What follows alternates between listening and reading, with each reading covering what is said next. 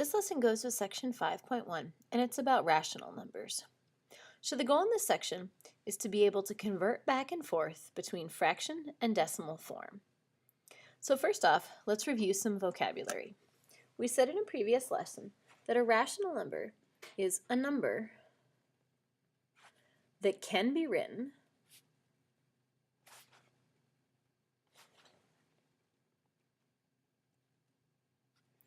as the ratio. Remember, ratio means a number on the top divided by a number on the bottom, so we could also say it's the quotient of two integers. And you reviewed in a previous section what examples of rational numbers were. A terminating decimal is simply a decimal that ends. So some examples might be 0.5, because look, it ends. Another example might be 0.3684. It ends. Terminating decimals are decimals that end. They may go on for a long time, but eventually we end up with 0, 0, 0, 0, 0, on and on and on. If you do a division problem and you end up with a remainder of 0 eventually, that's a terminating decimal. Repeating decimal is a decimal that has a repeating pattern.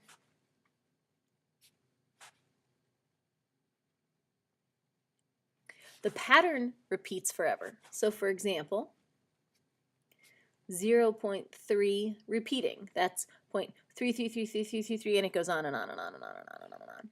We might have a larger chunk that repeats, like 0.245 repeating. That would be 0.245, 245, 245, 245, and on and on and on and on.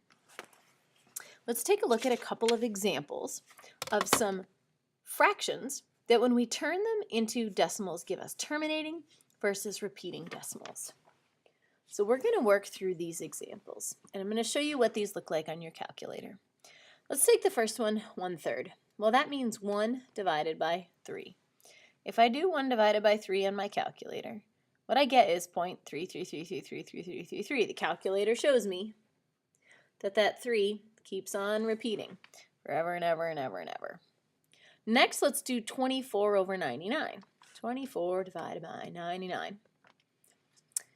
This is a repeating decimal as well. In this case, what repeats is the pattern 24. So it's 0.242424. The 24 is what's always repeating.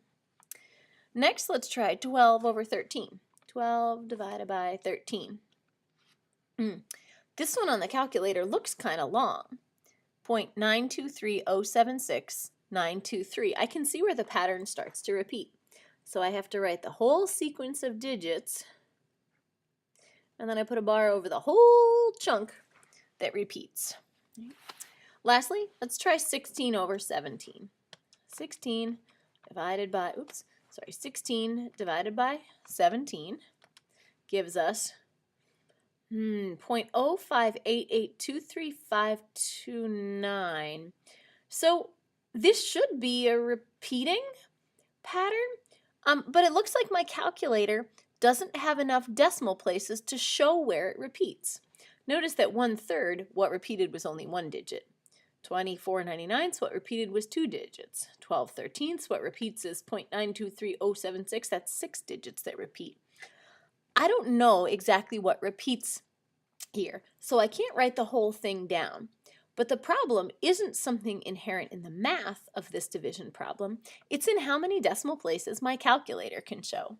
My calculator can't keep showing as far as I need to see. Let's take one last example of this, and that is 2/3. If I take 2 and divide it by 3, the answer my calculator shows is 0.66666 with a 7 on the end. So you might be tempted to think that this is a number that actually ends at the 7 there. But what it really is that my calculator is rounding the very last digit it can show. So that 0.66 and the 6's keep on going, rounds to 0.666, etc., etc., 7. So really, 2/3 is equal to 0.6 repeating. So we have to be really careful with how we interpret what a calculator gives us when we do a division problem of integers. But notice that in all of these cases, what we got was a repeating decimal. For 16 over 17, we'd either need a calculator that can show more digits, or we need to do it on our computer. All right, so example 1 says, show that the number is rational by writing it as a quotient of two integers. So my goal in these problems is going to be to rewrite these numbers, 3, -12, etc., as a over b, where a is an integer and b is an integer. So the first one is pretty easy because I can rewrite 3 as 3 over 1. 3 is an integer, 1 is an integer. Cool. Okay. Number 12, I can write that as -12 over +1, because a negative divided by a positive is negative, or +12 over -1. These fractions are equivalent because both of them simplify to -12. All right, so next, to write this mixed number, 4 2/3, we're going to rewrite that as an improper fraction. That's a fraction where the numerator, the number on top, is bigger than the denominator. Remember to do that, we take 3 times 4, that's 12, so we multiply coming around, and then we add. 12 plus 2 is 14, and we put the answer over the denominator of 3, so 14/3. Okay? So I've written that as a numerator that's an integer and a denominator that's an integer.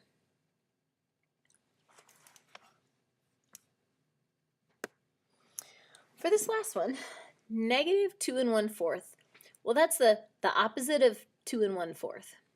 So if I could figure out how to write 2 1/4 as a improper fraction, I'd be fine.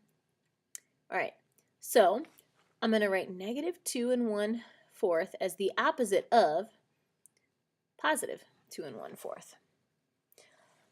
Now, I'm going to write this as, I'm going to make it into an improper fraction. So 2 times 4 is 8, plus 1 is 9. So this becomes -9/4. And you can write that as 9 over -4. Either way is fine. Okay. Going the other way can be a little bit harder. To write 5/16 as a decimal, we have to actually go through and do the process of division, and do the process of long division. Now notice here, we got to a point where our remainder was 0. And I said that when we got to a remainder of 0, that we have a decimal that ends, that is a terminating decimal. So 5/16 is equal to 0.3125. Writing 4/9 as a decimal, notice that there's a pattern here. When I go through and do the long division, in this step here, I have 4.0 minus 3.6. 40 minus 36 is 4. Then I have 40 minus 36. And then it's going to be 4, and I'm going to pull down a 0. And that pattern is just going to keep repeating and repeating and repeating and repeating. We want to use that bar sign to show that the 4 repeats in this repeating decimal.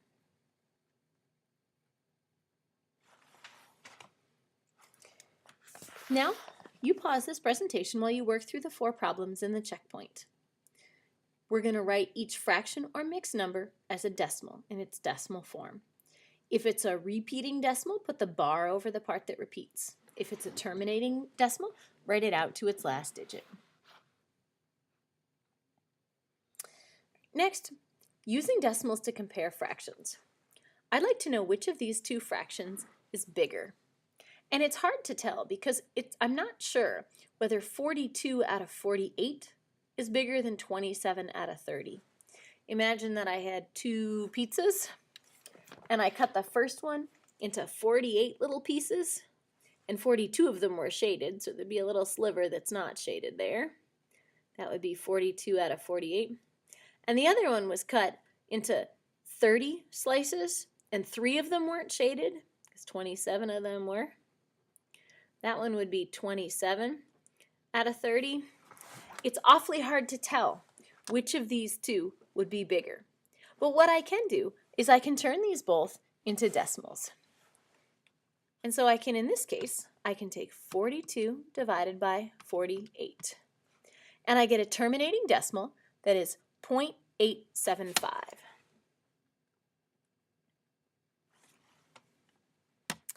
And then I can take 27/30ths, 27 divided by 30, and that one is 0.9.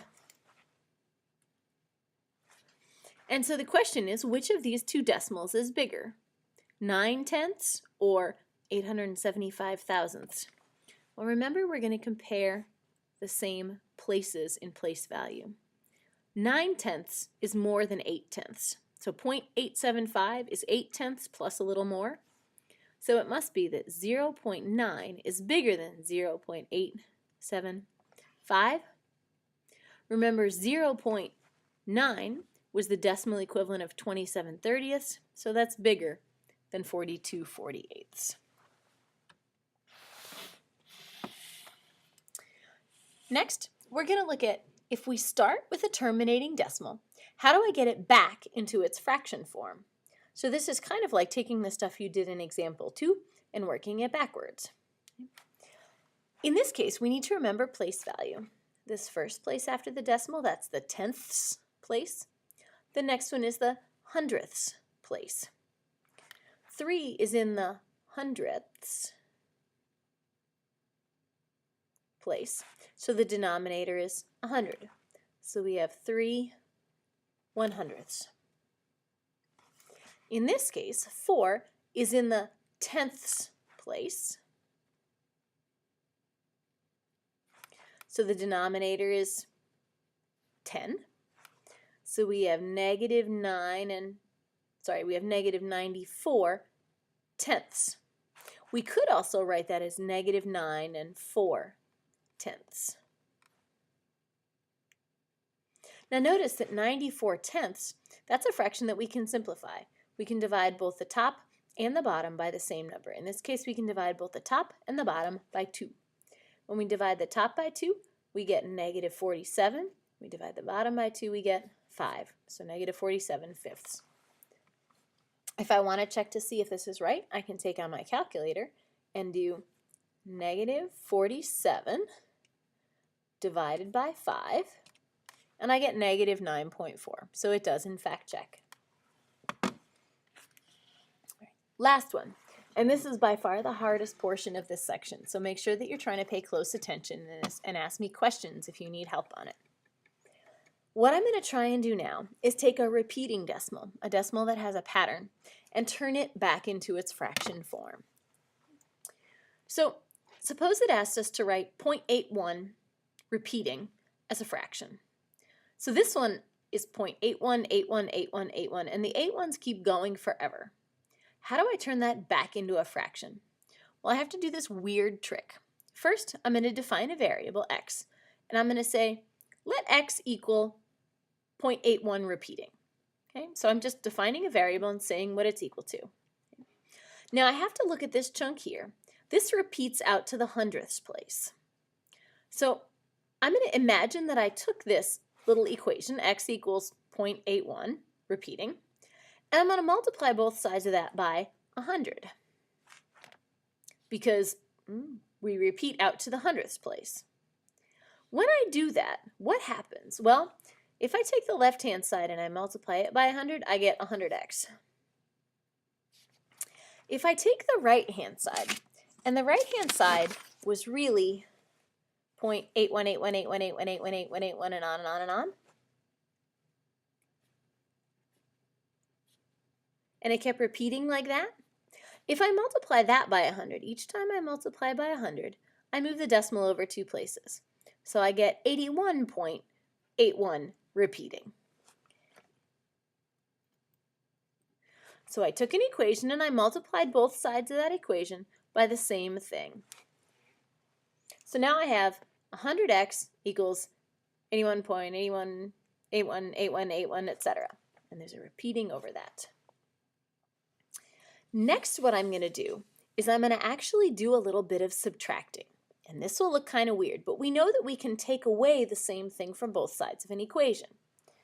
And we know that x and 0.81 repeating, that those two are the same thing. I made that be the case when I set up x in the first place. So if I take 100x and I take x away from it, what does that leave me? Leaves me 99x. If I take 81.81 repeating and subtract 0.81 repeating from it, well, these 81818181s after the decimal, they subtract out to 0. And all that's left is this 81 here. Because even though these patterns keep going forever and ever, the pattern on the top and the pattern on the bottom are exactly the same. So now I have this 99x equals 81. I can divide both sides and I can divide both sides of this by 99. And when I do that, I get that x equals 81 over 99. Okay, 81 over 99. That's a fraction that I can simplify. The top and the bottom both have 9 as factors in them. 81 divided by 9 is 9. 99 divided by 9 is 11. So 0.81 repeating is equivalent to the fraction 9/11. We can check this on our calculator by doing 9 divided by 11. And look, I get 0.81818 repeating.